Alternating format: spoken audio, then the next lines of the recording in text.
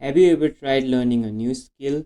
Maybe driving, swimming, cooking, or drawing. At first, you are excited. You imagine yourself becoming good at it. But after a few attempts, reality hits. You make mistakes, everything feels awkward. And it seems like you are making no progress at all.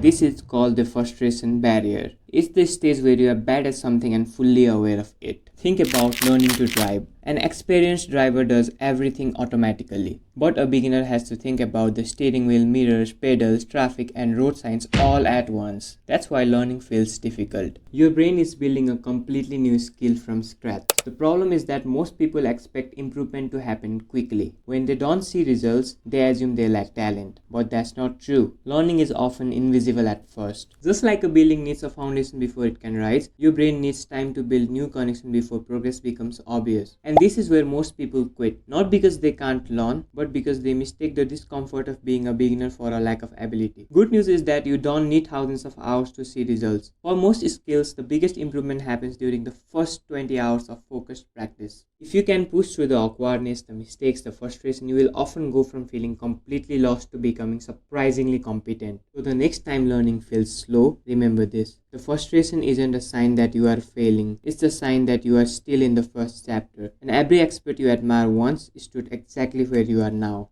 Thank you. Don't forget to like, share, and subscribe.